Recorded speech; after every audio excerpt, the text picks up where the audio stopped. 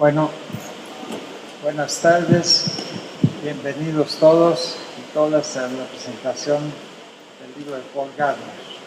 El libro de Paul Gardner, bueno, realmente estoy muy contento de estar aquí acompañándolo. Es mi querido y admirado amigo y un gran historiador, profesor de la Universidad de Leeds, autor, espero que ustedes hayan leído ese libro, autor de una muy importante biografía de Porfirio Díaz, que además significó una revisión profunda de la vida y la obra del dictador. Y ahora nos vuelve a sorprender con esta una revelación realmente de los vínculos entre los negocios y las inversiones de la metrópoli inglesa, que supongo que son los leones, y los políticos mexicanos y algunos empresarios, las águilas, a través de la vida de un industrial inglés, ¿no? Whitman Pearson, traído a México por los científicos porfirianos a finales del siglo XIX, que dirigía, tengo entendido, un conglomerado financiero muy importante y que todavía existe. Si no me equivoco, es un grupo editorial muy potente que está detrás o apoya la publicación nada menos que del Financial Times y The Economist y de una revista, un periódico financiero ruso también muy importante. Bueno, me estoy adelantando a lo que van a tratar los dos colegas aquí presentes. En primer lugar, tomará la palabra la doctora Aurora Gómez Galvarriato, que fue directora del Archivo General de la Nación y es muy conocida entre los historiadores por lo que originalmente, tengo entendido, fue su tesis de doctorado en Harvard y que después se convirtió en un también muy impactante e importante libro sobre los efectos, los impactos de la Revolución Mexicana en la industria textil de Orizaba. Desde luego tiene una gran cantidad de publicaciones y lo que fue originalmente la tesis fue publicada en 2002 por el CIDE, tengo entendido, y ahora recientemente, me parece que el año pasado, por Harvard University Press.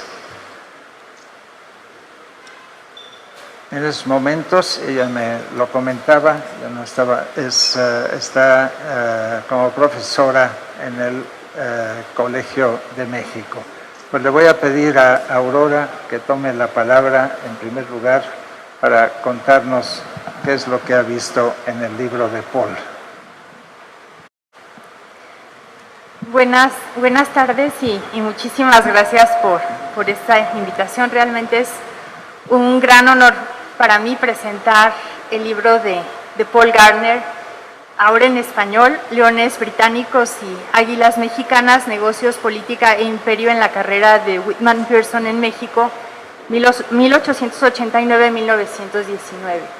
Realmente se trata de un libro extraordinario que estoy segura que va a tener una gran influencia para entender los periodos del Porfiriato y la Revolución en México. Este libro, bueno, como su título lo dice, estudia la trayectoria de este empresario realmente extraordinario que fue Whitman Pearson y que, como explica Paul Gardner, pues no se trata de cualquier empresario británico, realmente podría considerarse el empresario británico más importante en América Latina durante ese periodo, así como el empresario inglés más importante, digamos, más importante en México, más importante en América Latina y para México, pero también para Inglaterra, ¿no? Es realmente alguien excepcional, y su trayectoria nos permite, por tanto, explorar distintos aspectos de la historia de este periodo. Uno de ellos, por el que empieza el libro, tiene que ver con la naturaleza del imperialismo inglés y cuál es el contexto en el que realmente se dan estas inversiones de Whitman Pearson que comienzan en 1889, tanto en América Latina como en México.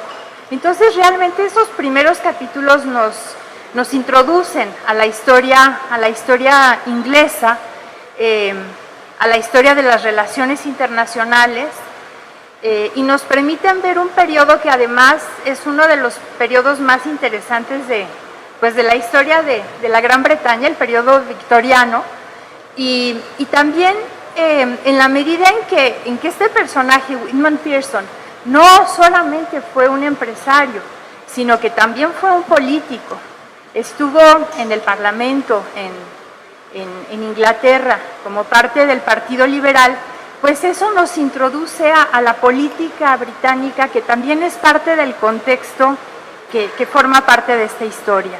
Entonces, bueno, esa primera parte es realmente muy rica y es una perspectiva que difícilmente encontramos en un libro de historia de México, pero que sin duda enriquece el entendimiento que podemos tener en México de las inversiones extranjeras y en general del desarrollo económico en este periodo. En el siguiente capítulo, lo que va a hacer Paul Gardner, digamos que estos son, el capítulo 1 y el capítulo 2 son básicamente sobre el contexto, tanto desde el punto de vista de relaciones internacionales y del capitalismo, del crecimiento del capitalismo y de esta primera era de la globalización, como de la parte política y del pensamiento, digamos, político y económico de Pearson, y los negocios que realiza anteriormente, pues desde Inglaterra y en los Estados Unidos. En el capítulo 3 nos introduce a lo que es la política, el funcionamiento, la operación del gobierno durante el porfiriato. Y yo creo que esta es una perspectiva también excepcional, digamos que difícilmente uno encuentra esa ventana para ver al porfiriato desde allí. Y por lo tanto, digamos, tenemos una mirada privilegiada para comprender a personajes o ciertas perspectivas de personajes como José Yves Limantour, que este libro de alguna manera es un poquito también una biografía de Limantour de alguna manera, o como Guillermo de Landa y Escandón y otros científicos. Algo importante que es claro en estos capítulos es cómo realmente,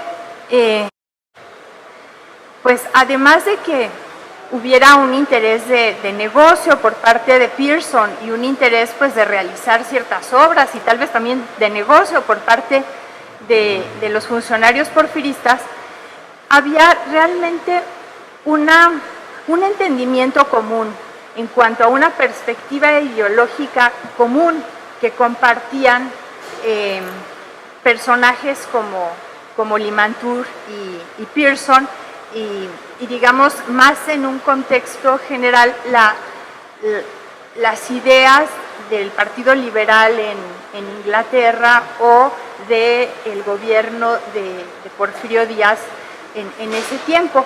Y esto nos permite realmente, pues le permite a Paul Gardner construir un argumento contundente que deja claro cómo algunas visiones, algunas perspectivas que se han tenido de este periodo en la historiografía y que han dominado la historiografía, realmente merecen ser puestas, y este libro las pone en franca pues duda, digamos, digamos, es bastante convincente en cuanto a que no son realmente certeras. La primera de ellas tiene que ver con la naturaleza del imperialismo británico, digamos, que es algo que digamos, no únicamente está en la historiografía latinoamericana, sino incluso en la inglesa, que tiene que ver con esta idea como lo que se llama el dominio informal,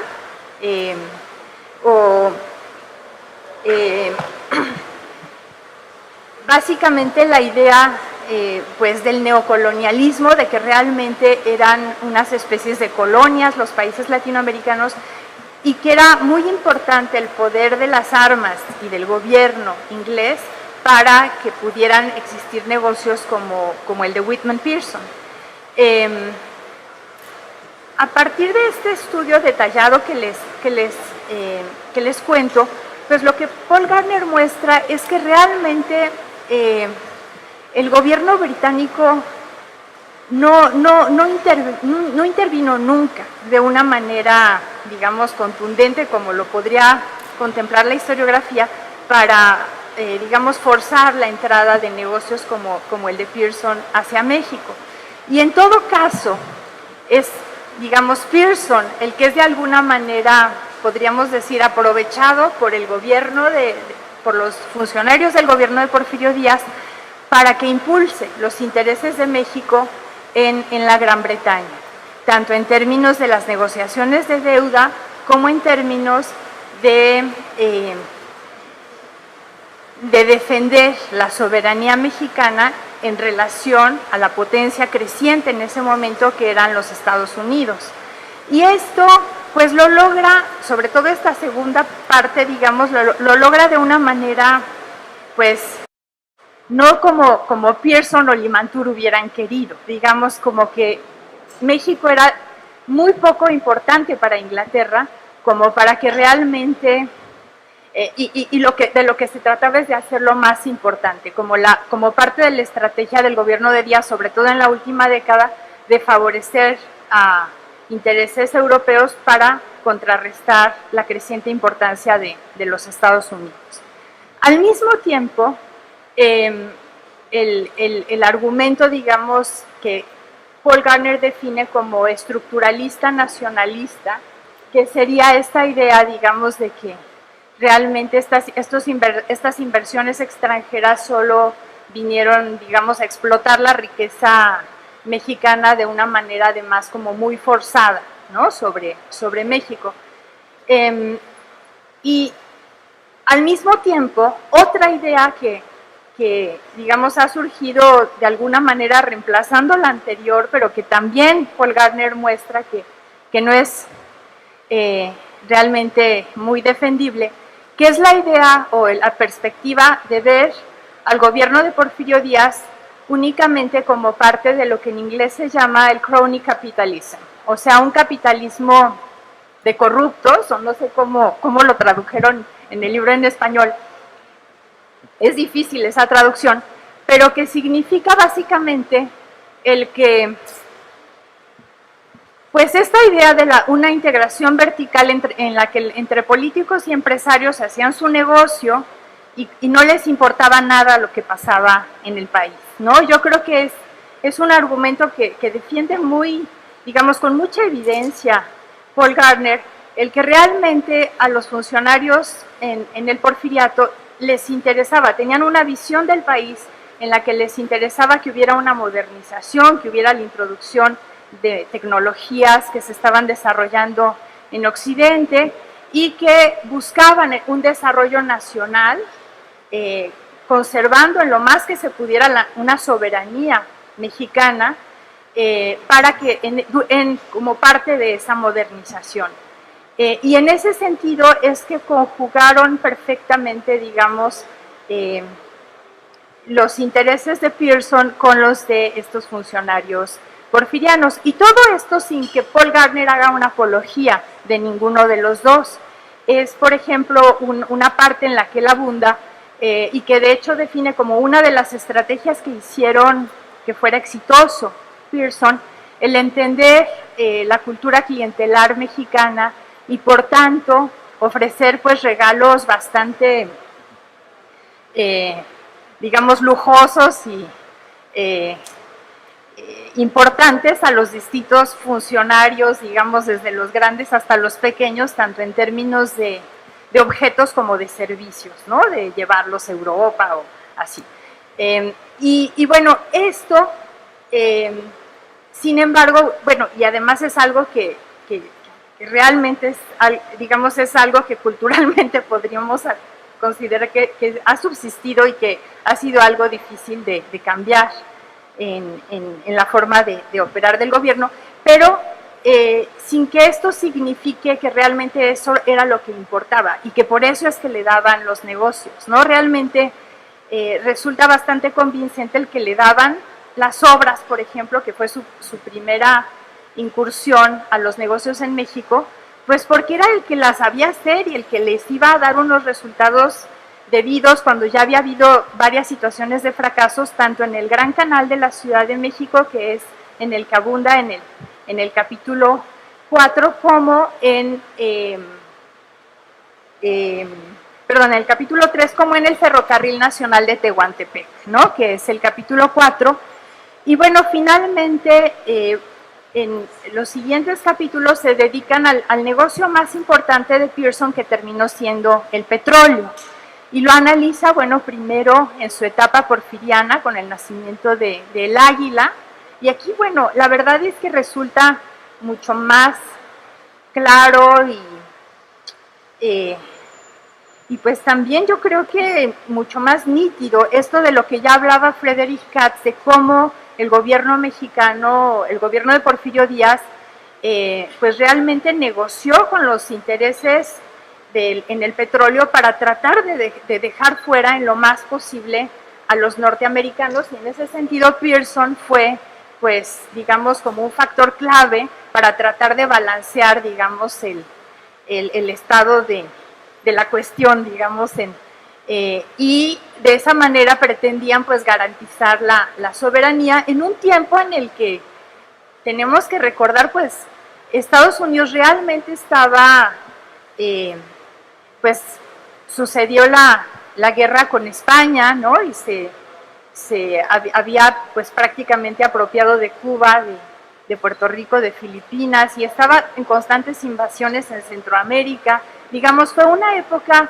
de un imperialismo, digamos, mucho más abierto por parte de Estados Unidos en lo que en aquel tiempo se llamaba el agua americano, que era el Golfo de México. Entonces, pues esto queda también muy bien explicado, y los siguientes capítulos son sobre la evolución de estos negocios petroleros en esta época de gran auge del petróleo, que es la revolución, y bueno, cómo le hacen para sobrevivir, y también todo este gran auge junto con una gran decepción por parte de Pearson en cuanto a al devenir, digamos, de México. Realmente él está tratando de, por un lado, tiene que, como un compromiso con Gran Bretaña, y bueno, es un político, de hecho en aquel tiempo se vuelve incluso el secretario de la Fuerza Aérea en el gobierno británico, y pues es importante asegurar la provisión de petróleo para el ejército, para la Armada de Gran Bretaña, pero también él lo ve como que, bueno, tengo que dejar a esta compañía en la mejor situación política para venderla y me voy, ¿no? Y en sus cartas que siguieron, porque ahí se ve que realmente era una amistad que se desarrolló, pues incluso después de que cayera el régimen de Porfirio Díaz, entre personajes como Limantour y Pearson, y pues se ve esta decepción que refleja a su vez el que Pearson también tenía una visión de lo que quería que sucediera en México, que resultó fracasada, y que termina pues con la venta de su empresa, haciendo un negocio enorme, porque además para eso tuvo una gran suerte, en 1919 al grupo Shell. Entonces, bueno, así es como termina esta historia, que realmente además está escrita de una manera, pues con una narrativa muy bien lograda y de una forma también con una gran claridad, casi en los distintos puntos. Paul Gardner nos dice, bueno, las razones del éxito de Pearson son estas 5, ¿no? Y nos las dice, o el contexto en el que manda sus inversiones, en las que establece sus inversiones en México, son estos 5 o estos 3, digamos, como que eso permite una claridad muy grande en la lectura, que también yo creo que lo hará un muy buen libro para enseñar historia. Pues muchas felicidades, Paul, y muchas gracias.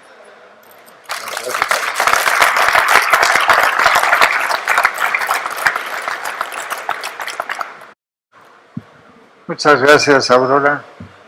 Creo que seguramente has abierto a muchos que todavía no conocen la obra de Gardner, de Paul, el apetito por leer este libro, que además de alguna manera, lo has insinuado, bueno, lo has dicho, se liga de alguna manera a los debates actuales, especialmente en materia de petróleo, y su visión reveladora y tanto audaz e innovadora, muy innovadora más bien, y audaz también, creo que puede ilustrar a muchos historiadores, desde luego, pero políticos mexicanos.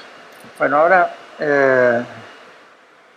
le daré la palabra al doctor Carlos Marichal, que es, yo diría, bueno, toda una leyenda entre quienes se dedican a la historia económica en México y en América Latina. Es profesor del Centro de Estudios Históricos del Colegio de México creo que desde 1989, y bueno, sus obras son numerosísimas y muchas de ellas, casi todas, yo diría que ya son clásicos de la historia económica latinoamericana y mexicana. Al igual que Aurora, también estudió en Harvard, se formó allí, pasó muchos años como profesor de la Universidad Autónoma Metropolitana en Iztapalapa, antes de pasarse al Colegio de México. El año antepasado recibió el Premio Nacional de Ciencias y Artes. Es autor de una formidable historia de la deuda externa en América Latina. Empezó a publicarse en 1989, si no me equivoco. Tiene un libro que me parece también muy innovador, publicado recientemente por Cambridge University Press, Bankruptcy of Empire Mexican Silver and Wars Between Spain, Britain and France. Y mucho más recientemente, en el 2010, en español, publicó La nueva historia de las grandes crisis financieras. Yo creo que esta perspectiva global que él proporciona ahí, de estas crisis entre 1873 y el 2008, es muy iluminadora. Yo le pido por favor a Carlos que intervenga para comentar la obra de Paul. Bueno, muchas gracias, Roser, por la presentación. Quiero agradecer a los amigos y amigas de Fondo de Cultura por la invitación a participar en la presentación de esta nueva obra de Paul Gardner. Sin duda el libro tiene un título muy sugestivo: Leones británicos y águilas mexicanas. Pero ¿quiénes eran los leones británicos? En realidad no eran leones guerreros, sino empresariales de fines del siglo XIX y principios del siglo XX, entre los cuales Whitman Pearson fue uno de los más exitosos. Solo voy a leer una cita, pero aquí lo resume Gardner al principio del libro. Pearson no fue solo el hombre de negocios británico más influyente en México durante este periodo, sino también uno de los más exitosos, sino el más exitoso de los empresarios británicos en el extranjero y no únicamente en América Latina. Los intereses comerciales de Pearson en México, extraordinariamente diversos, constituyeron un verdadero imperio comercial que iba de la construcción, la minería y las obras públicas a la manufactura, el transporte y, más importante, el petróleo. En cuanto tal, constituye un ejemplo ideal para el estudio del surgimiento de las organizaciones empresariales mundiales y del empuje empresarial británico en el siglo XIX en América Latina. De hecho,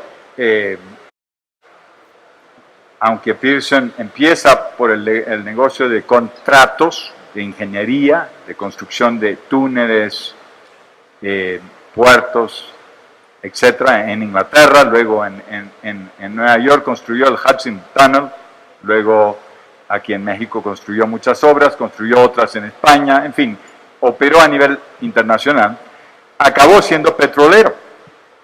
Y esto es un destino inesperado, es un accidente de la historia. Es un accidente que tiene que ver con el descubrimiento por trabajadores que trabajaban en su firma del Chapopote en Veracruz y que le avisaron de que esto había una cantidad importante. Y él se interesó en un momento crítico de principios del siglo XX, cuando en realidad la industria petrolera comenzaba a ser importante a nivel internacional. Ya lo era en Estados Unidos, pero a nivel internacional es la primera década del siglo XX cuando empieza a ser importante. Y él crea una empresa, el Águila, que fue de hecho su última empresa en México. O sea, tiene una cadena de empresas, pero esta es la última.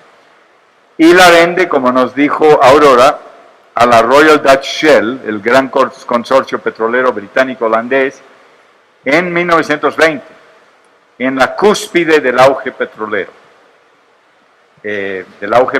mexicano, porque después cayó todo. Ahora, yo no sé si fue que tuvo suerte o que fue astuto. No queda claro exactamente por qué decidió vender en ese momento. Quizás Paul luego nos pueda aclarar ese punto. ¿Qué hizo con las ganancias? Porque en realidad sacó mucho más del petróleo que de los negocios de ingeniería. Lo de la ingeniería le permitía mantener la empresa y desarrollar muchos proyectos, pero del petróleo es donde sacó una tajada muy grande en 1920. Pues, ¿qué hace con eso? Es decir, ahí hay un problema, pero demuestra ser un empresario ya globalizado. Él, en realidad, lo que hace es invertir esa ganancia en un nuevo sector, que es el sector eléctrico, que en los años 20 son el sector en auge a nivel mundial. Y compra, creo que Westminster Utilities, una empresa eléctrica que era muy importante en Londres. En muchas ciudades empezaba a ser la electricidad, empezaba a ser el nuevo paradigma energético dominante para las ciudades y para el consumo. El petróleo era importante en ferrocarriles, en la marina mercante, etcétera, pero todavía la industria automotriz apenas empezaba a despegar. Lo que era más fuerte en ese momento, como novedad, era la electricidad. O sea, tiene mucho ojo él para ir moviéndose de un sector a otro. También invierte en Lazard, una firma financiera privada, en la que la familia seguirá teniendo intereses hasta hoy en día. Y también en un par de periódicos ingleses locales.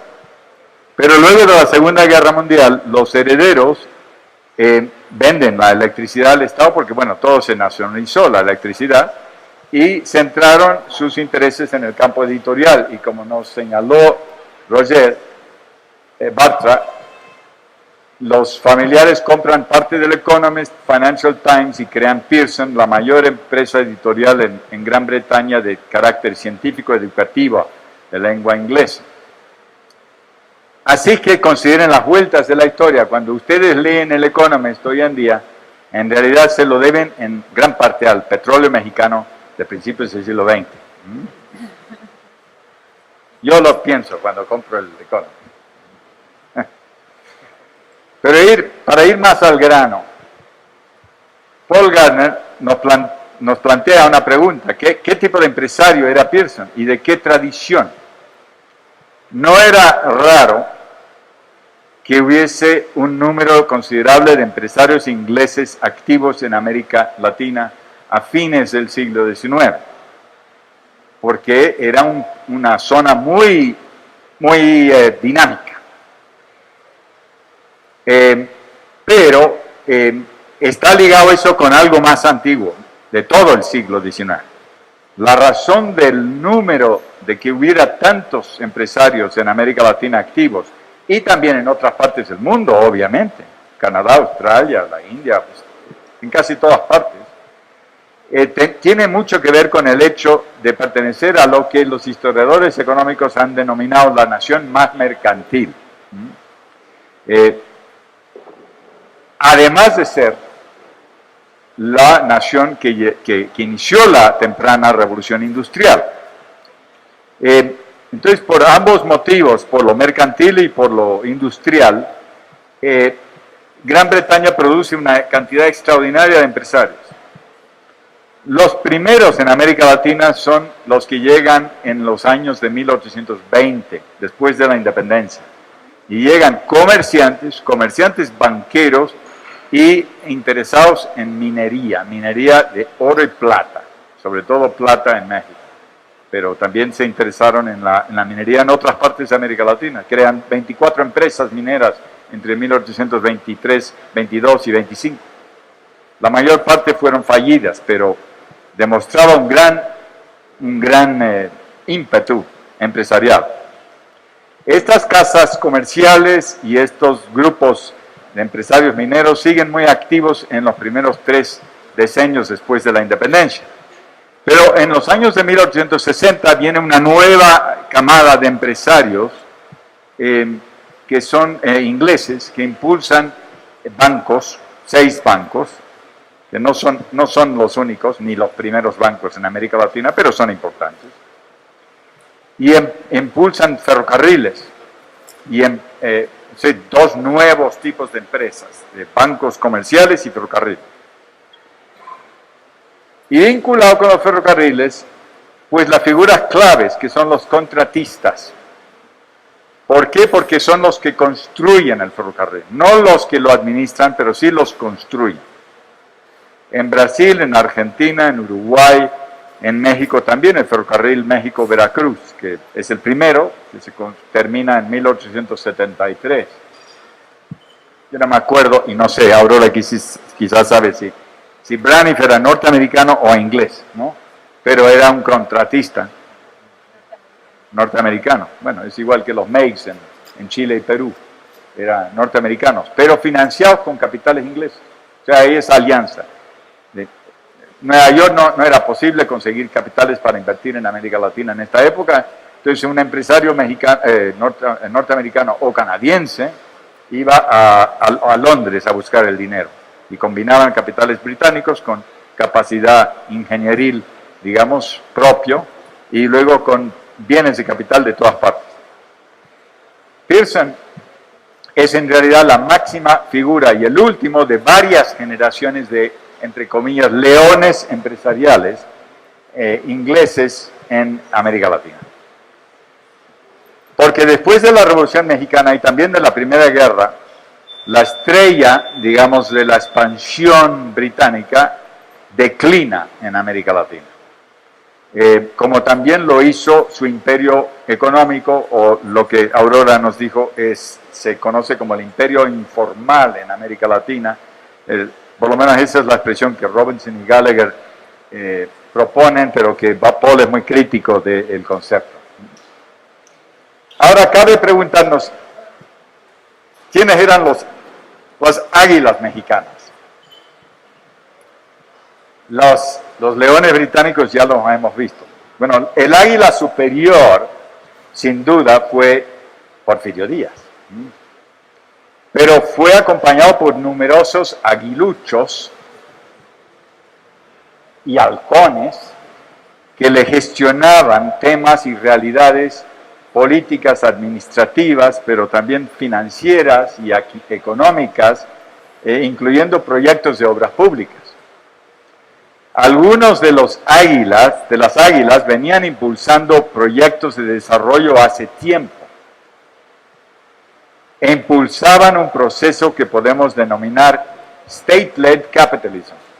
O sea, los estados en América Latina, pese a la teoría esa del estado liberal puro, laissez-faire, que no interviene, pues los estados eran muy activos en la promoción de la infraestructura básica, de los primeros ferrocarriles, modernización de puertos, modernización de las ciudades, desarrollo de telégrafos, etc. Desde 1850 en adelante. En el caso de México, claro, el primer águila en ese sentido era Lucas Alamán, que creó el Banco de Avío, luego la Dirección General de Industria en los 1840, y luego es el creador del Ministerio de Fomento, así se llamaba, en 1853, copiando el Ministerio de Fomento de España, que se había creado 10 años antes. Luego disminuye algo el impulso a proyectos de desarrollo, porque pues hay mucha guerra, la invasión norteamericana, las guerras civiles, el imperio, la intervención europea. Pero en los años de 1870 hay de nuevo águilas mexicanos que son secretarios de fomento, que impulsan la modernización de la ciudad y de varios proyectos ferroviarios. Aún más en los años de 1880, el águila más activo es Carlos Pacheco, figura muy olvidada en la historia económica y política de México, pero Pacheco fue el ministro o secretario de fomento de 1880 hasta fines de los 80, y pese a que le faltaba un brazo y una pierna, él fue el que impulsó el desarrollo ferroviario en serio en México. El único monumento que yo le conozco así muy prominente es el que está en Cuernavaca, al lado del Palacio de Cortés, enfrente. Ahí van a verlo. No van a notar mucho la falta del brazo ni de la pierna, porque lleva una capa, ¿no? Pero fue gobernador de Morelos durante un tiempo. Manuel González y Porfirio Díaz confiaban mucho en Carlos Pacheco, sobre quien se ha escrito poco. Pero fue una figura realmente bastante excepcional. Si leen las memorias, que son muy gruesas, ya las memorias de esa época son de 500 a 700 páginas, y se ve que estaba interesado en impulsar todos los sectores económicos.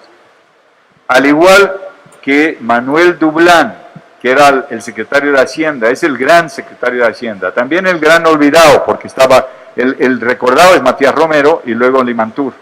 Pero Manuel Dublán, de entre el 80 y el 89, es el que estabiliza las finanzas en México, el que impulsa la creación de los bancos como Banco Nacional de México, y estabiliza y renegocia la deuda pública interna y externa, y hace el empréstito del 88, que es el que logra que las finanzas de México se vuelvan a estabilizar. Dublán es el gran aliado de Pacheco. Así que cuando llega Pearson a México hacia 1890, hay antecedentes de muchos proyectos de desarrollo económico y hay una nueva situación financiera favorable. Y ya se ha negociado un empréstito de 1889. Y esto se ve todo en el trabajo de Paul. El empréstito de 1889 era para modernizar la Ciudad de México. Y eso es muy importante como antecedente de los trabajos que va a llevar a cabo Pearson. O sea, ya estaba la idea, hay que modernizar, hay que trabajar en el Gran Canal y en otras obras de infraestructura. Yo no me acuerdo ahora el detalle de ese empréstito, pero yo creo que tiene que ver con lo que va a hacer Pearson, aunque no le va a servir mucho para financiar sus operaciones. En 1890 hay otro elemento 90, 91, 92, que es importante en la posibilidad de impulsar proyectos de desarrollo, que es que se organiza ya la subdivisión del Ministerio de Fomento que se convierte en Secretaría de Agricultura y Ganadería y SCOP, o sea, Secretaría de Comunicación y Obras Públicas, que es el Museo de Arte Nacional, el que está enfrente del Palacio de Minería, ¿no? Ustedes lo verán, los techos que son magníficos, en realidad son un monumento también a Pearson, ¿no? Porque hay mucha obra ahí en la que participó Pearson.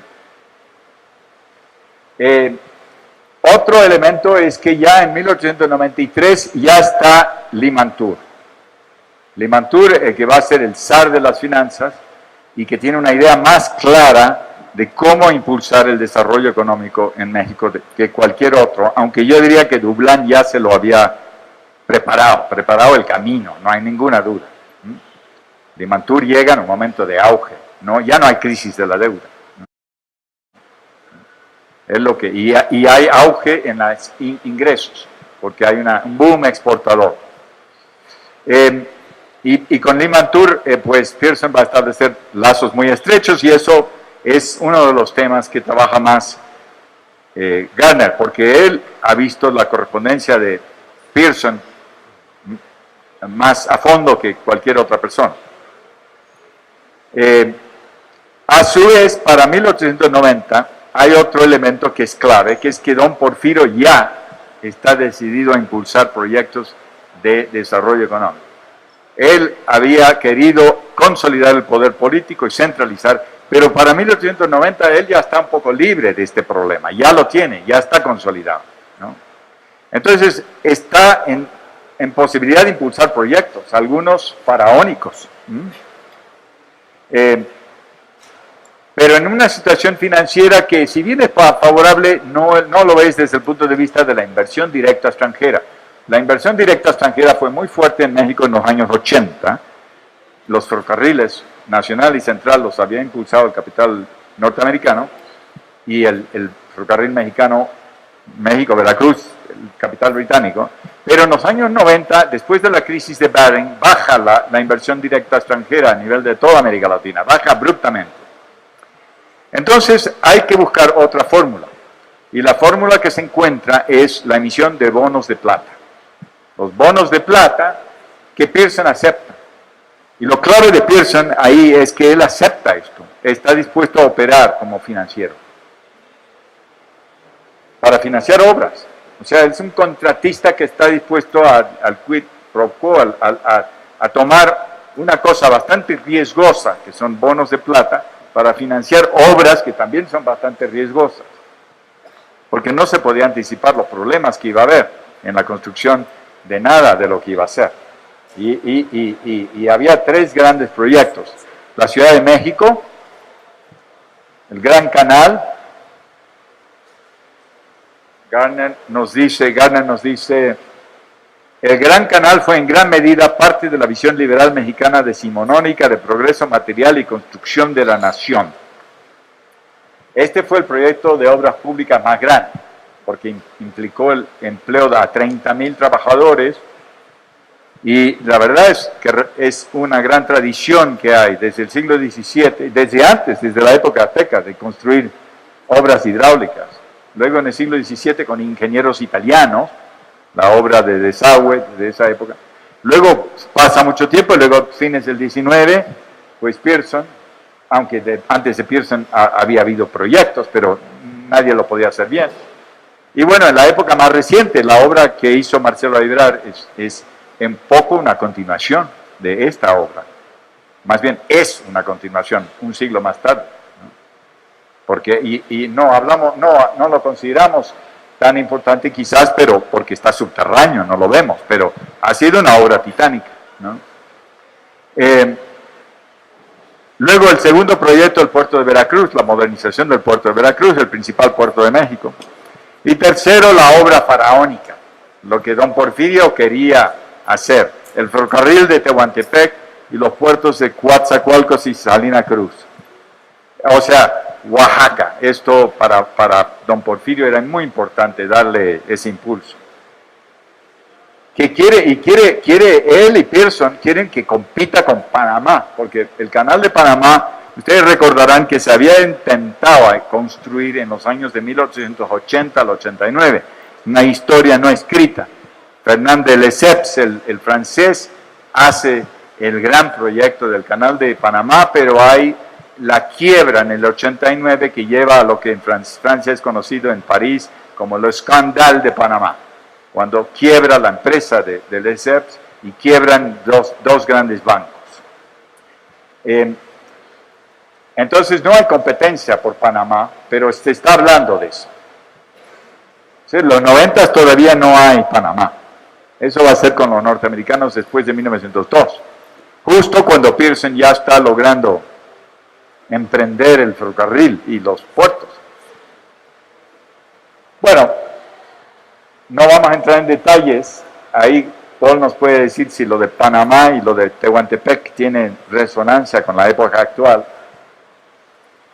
Pero finalmente, ¿quién es Pearson o qué es Pearson? En cierto sentido, es el perfecto ejemplo del empresario schumpeteriano. ¿Qué dijo Joseph Schumpeter? ¿Qué dijo que era un empresario? En los trabajos que él hizo, él dijo en un momento que el empresario es el que combina factores. No es necesariamente un especialista en ningún rubro en particular, es el que logra y sabe, el empresario es exitoso, el que combina factores, combina capitales, tecnología, mano de obra, materiales y en este caso ingeniería, ¿no? Y luego vincula una empresa con otra. Reiteramos que en esta época entre los empresarios más destacados a escala internacional estaban los contratistas, figura que hoy en día no se usa tanto, pero sigue siendo muy importante. Pearson en México, Henry Meigs en Chile y Perú, Ferdinand Lesseps en el Canal de Suez y luego el Canal de Panamá. Hay distintos empresarios a nivel internacional. Hoy en día hablaríamos más bien de International Engineering, ¿no? Y sigue siendo un campo fundamental, especialmente en los procesos de globalización, que combinan factores y operan. La cantidad de obra de ingeniería grande que se hace a nivel internacional es mucho más notable de lo que normalmente consideramos porque la atención la dirigimos hacia las compañías globales y no tanto las de ingeniería, y que muchas veces se combinan con lo que los estados están programando. Bueno, en fin, en resumidas cuentas, Gardner nos ha aclarado mucho más de lo que sabíamos sobre los leones británicos y también sobre las águilas mexicanas, o las águilas mexicanas. En esencia, Gardner nos dice que ambos ganaron sus apuestas. Los leones lograron emprender grandes proyectos empresariales y ganar mucho dinero. Las águilas en modernizar su país, su capital, su principal puerto, el istmo, y también ganaron bastante dinero. Pero después vino la revolución y esto se acabó, en buena medida. Tardaría mucho tiempo en que se pudieran emprender proyectos de esta magnitud posteriormente. Finalmente, me pregunto quién será el autor de este libro. ¿Es un león británico o es un águila mexicana? Yo creo que hoy ya es algo de los dos. Felicitaciones, Paul.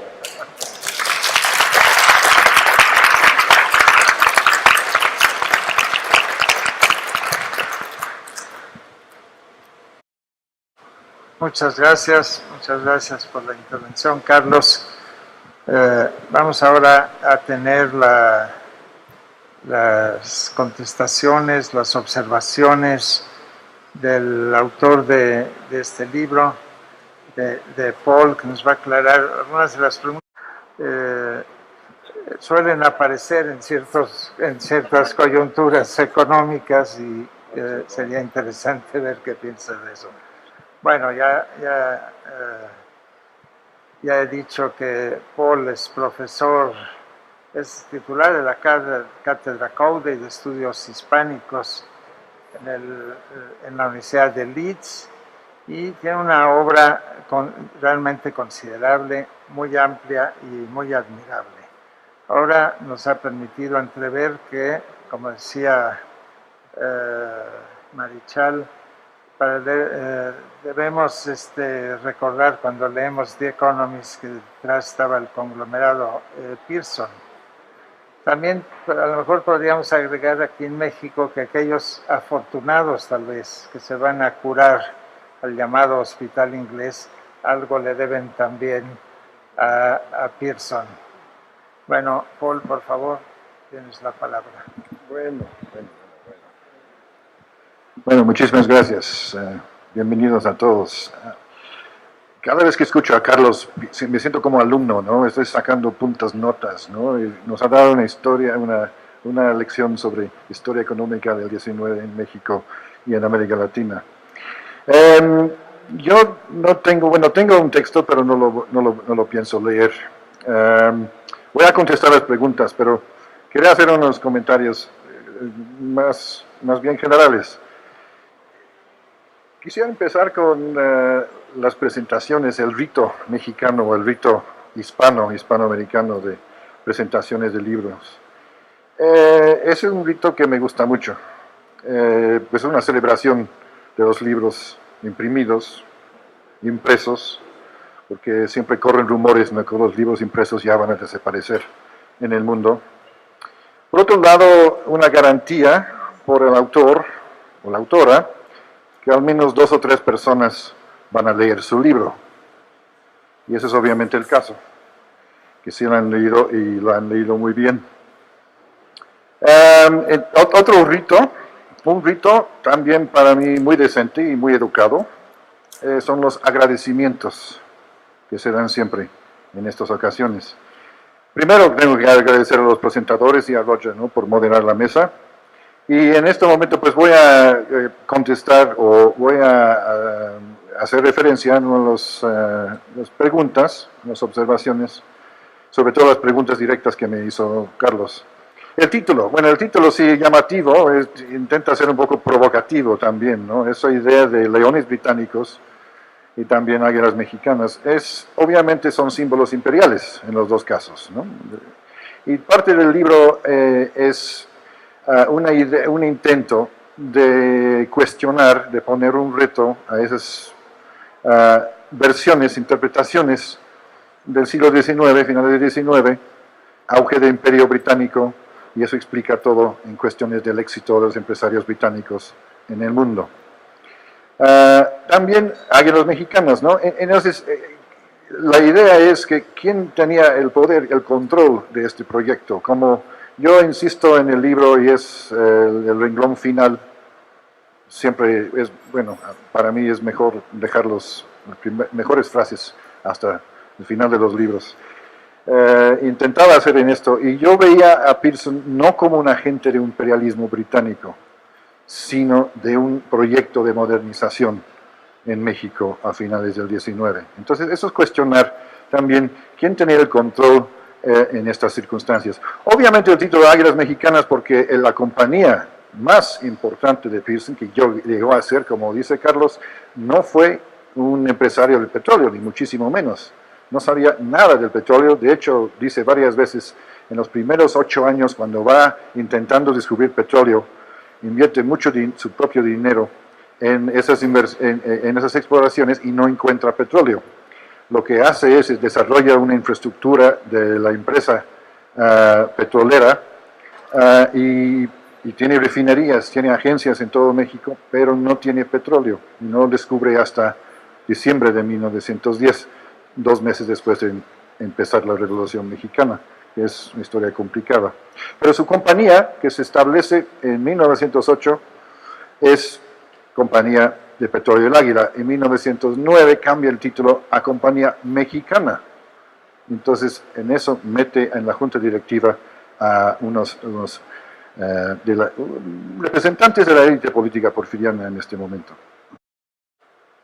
Juan Carlos me preguntó también por qué vende es una empresa que sí le da muchas ganancias a Pearson, y no, otra vez fue algo que no podía predecir al principio, porque con los avances de la tecnología, sobre todo la demanda del petróleo en Primera Guerra Mundial, es lo que hace subir la demanda del petróleo. Y también hay razones, ¿no? Muy importantes con el crecimiento del número de vehículos, ¿no? El motor de combustión interna, el desarrollo del número de vehículos. Entonces, en esta época, desde 1910 a 1920, extiende rapidísimamente. Entonces, en eso se debe el incremento de la demanda del petróleo. Pero Pearson reconoce que es un empresario pequeño, que tiene una empresa familiar básicamente, y no puede hacer competencia con los grandes conglomerados de petróleo que están estableciéndose en el mundo. Y estos son Standard Oil y también Royal Dutch Shell, la combinación anglo-holandés. Pero quiere estar en el mejor momento para vender, pero se da cuenta que no tiene la infraestructura ni tiene la capacidad empresarial de enfrentar a esas grandes conglomeraciones que se van siendo cada vez más grandes y más importantes en el mundo. También es interesante que sí recibe un informe. Durante toda esta época hay un solo pozo petrolero que de veras que produce casi la gran parte del petróleo de Pearson, del Águila, es el Potrero del Llano en la Huasteca Veracruzana, y produce casi 100 millones de barriles en los años entre 1910 que se descubre hasta 1918. Y en 18 recibe Pearson un informe que dice que lo que está produciendo ahora el pozo de petróleo, el Potrero del Llano, es agua salada. Entonces sí tiene ese informe. Yo no he encontrado documentos que eso formaba parte de las negociaciones. La realidad es que Pearson va negociando desde 1912, tanto con Standard Oil tanto como Shell, pero por las razones de la guerra, y lo explico en el libro, por razones de guerra, razones de relaciones internacionales, política internacional, la importancia política del petróleo en este momento, no le permite al gobierno británico vender sus intereses a otra compañía, sobre todo la compañía extranjera. Entonces, pero es buen momento para Pearson, porque sí, como dice Carlos, en los años 20 hay un desplome de la producción de petróleo en México. Hablando de las compañías de luz y fuerza, también Pearson tenía en México, antes de terminar lo que yo llamo su imperio empresarial en México, sí tenía compañías de luz y fuerza en Tampico, en Veracruz. Bueno, voy a agradecer también, y van a ser muchos agradecimientos, porque este libro es una coedición con 4 participantes. Y agradezco mucho a todos los 4, porque si no hubieran participado en este libro, el libro corría el riesgo de ser víctima de otro rito que afecta a todas las entidades públicas y privadas en México, la danza de los presupuestos. Entonces, muchas gracias. En el fondo, entonces quiero agradecer a Joaquín Díaz Cañedo, que está aquí, Juan Carlos Rodríguez, Bárbara Santana, Miguel Ángel Palma y últimamente Edgar Kraus, que todos han tenido su participación desde el Fondo de Cultura en este libro. En el Colmex, Javier García Diego, Ariel Rodríguez Curi y Paula Morán también fueron muy importantes en la aparición de este libro. En el Mora, Luis Jauregui, Cristina Sacristán y Alicia Salmerón. Y en el Colegio de San Luis, Isabel Monroy, que está aquí presente con nosotros. También, obviamente, tengo que agradecer al grupo, a la prensa universitaria de Stanford, ¿no?, que tuvieron la bondad de publicar el libro en inglés al principio. Y también quisiera agradecer a Whitman Pearson. Ya no está aquí, murió en 1927. Agradezco a Pearson no solo por facilitarme un tema fascinante, las andanzas de un empresario, un político británico en el México finales del 19, pero también le agradezco por un contrato de trabajo, porque 10 años yo fui titular de la cátedra Cowdrey de Estudios Hispánicos en el Reino Unido. Y por último, mi agradecimiento final es al público, que gracias por venir, gracias a participar en este evento y espero que les guste el libro. Yo veo aquí a muchos amigos y colegas, ¿no? Que en mis varias visitas en los últimos, bueno, vamos a decir, tengo que confesar que casi son 40 años desde mi primera visita a México como estudiante. Muchos que veo aquí que me han apoyado en estas andanzas en México, pero agradezco sobre todo hoy por su apoyo. Muchas gracias.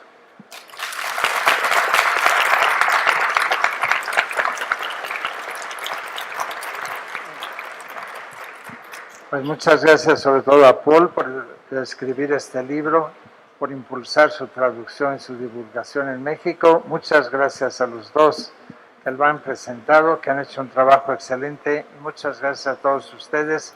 Los invitamos a rodear al autor con una copa de vino en la mano.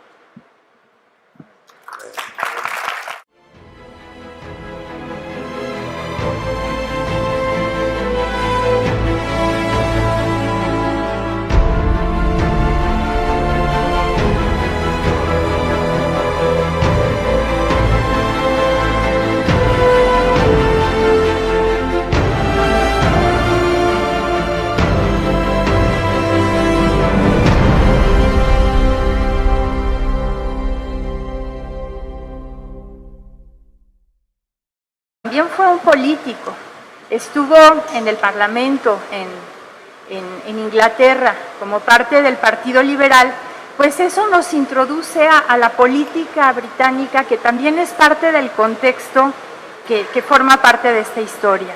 Entonces, bueno, esa primera parte es realmente muy rica y es una perspectiva que difícilmente encontramos en un libro de historia de México, pero que sin duda enriquece el entendimiento que podemos tener en México de las inversiones extranjeras y en general del desarrollo económico en este periodo. En el siguiente capítulo, lo que va a hacer Paul Gardner, digamos que estos son, el capítulo 1 y el capítulo 2 son básicamente sobre el contexto, tanto desde el punto de vista de relaciones internacionales y del capitalismo, del crecimiento del capitalismo y de esta primera era de la globalización, como de la parte política y del pensamiento, digamos, político y económico de Pearson, y los negocios que realiza anteriormente pues desde Inglaterra y en los Estados Unidos. En el capítulo 3 nos introduce a lo que es la política, el funcionamiento, la operación del gobierno durante el porfiriato. Y yo creo que esta es una perspectiva también excepcional, digamos que difícilmente uno encuentra esa ventana para ver al porfiriato desde allí. Y por lo tanto, digamos, tenemos una mirada privilegiada para comprender a personajes o ciertas perspectivas de personajes como José Yves Limantour, que este libro de alguna manera es un poquito también una biografía de Limantour de alguna manera, o como Guillermo de Landa y Escandón y otros científicos. Algo importante que es claro en estos capítulos es cómo realmente importante y que todavía existe, si no me equivoco, es un grupo editorial muy potente que está detrás o apoya la publicación nada menos que del Financial Times y The Economist y de una revista, un periódico financiero ruso también muy importante. Bueno, me estoy adelantando a lo que van a tratar los dos colegas aquí presentes. En primer lugar, tomará la palabra la doctora Aurora Gómez Galvarriato, que fue directora del Archivo General de la Nación y es muy conocida entre los historiadores por lo que originalmente, tengo entendido, fue su tesis de doctorado en Harvard y que después se convirtió en un también muy impactante e importante libro sobre los efectos, los impactos de la Revolución Mexicana en la industria textil de Orizaba. Desde luego tiene una gran cantidad de publicaciones y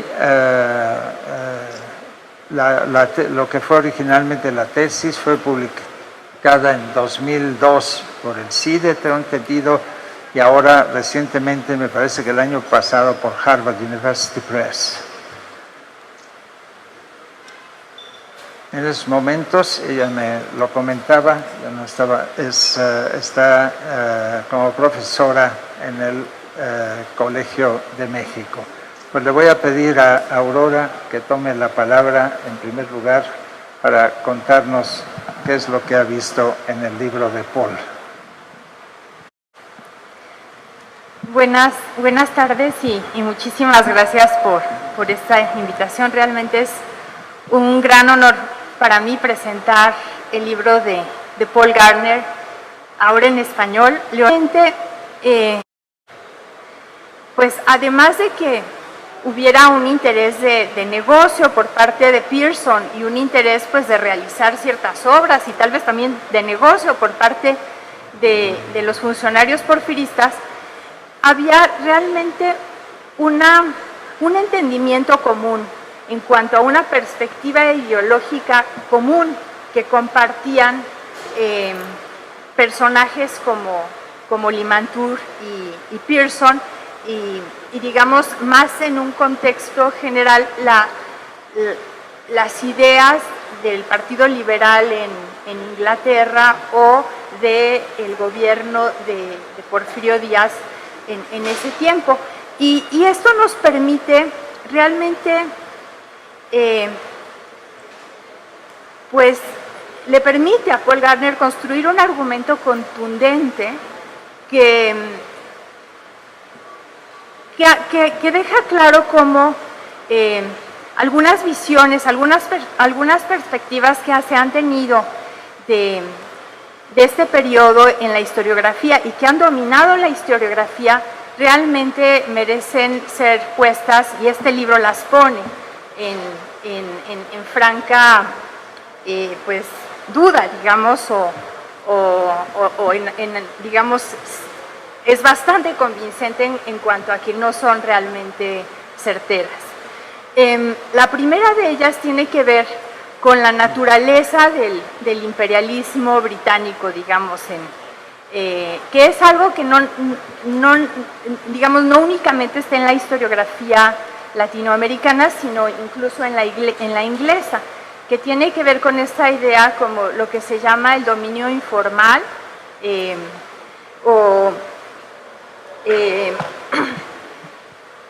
básicamente la idea pues del neocolonialismo, de que realmente eran unas especies de colonias los países latinoamericanos y que era muy importante el poder de las armas y del gobierno inglés para que pudieran existir negocios británicos y águilas mexicanas, negocios, política e imperio en la carrera de Whitman Pearson en México, 1889-1919. Realmente se trata de un libro extraordinario que estoy segura que va a tener una gran influencia para entender los periodos del Porfiriato y la Revolución en México. Este libro, bueno, como su título lo dice, estudia la trayectoria de este empresario realmente extraordinario que fue Whitman Pearson, y que, como explica Paul Gardner, pues no se trata de cualquier empresario británico. Realmente podría considerarse el empresario británico más importante en América Latina durante ese periodo, así como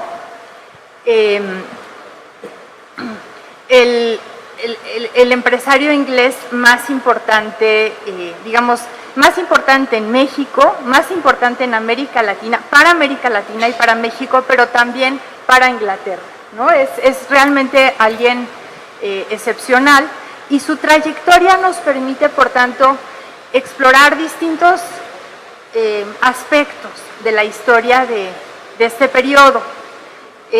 Uno de ellos, por el que empieza el libro, tiene que ver con la naturaleza del imperialismo inglés y cuál es el contexto en el que realmente se dan estas inversiones de Whitman Pearson que comienzan en 1889, tanto en América Latina como en México.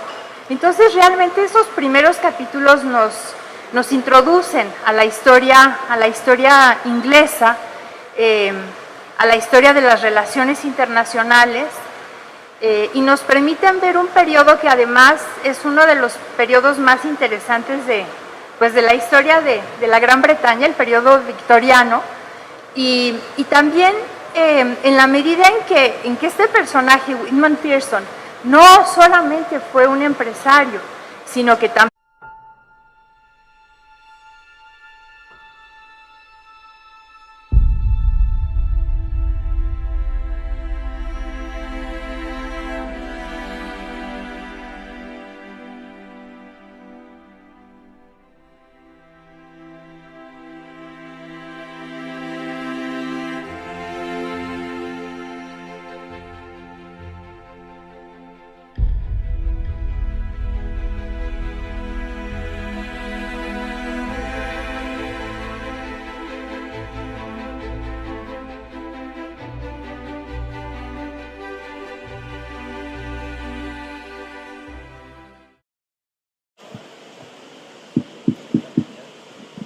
Bueno, buenas tardes, bienvenidos todos y todas a la presentación del libro de Paul Gardner. Paul Gardner, bueno, yo realmente estoy muy contento de estar aquí acompañándolo.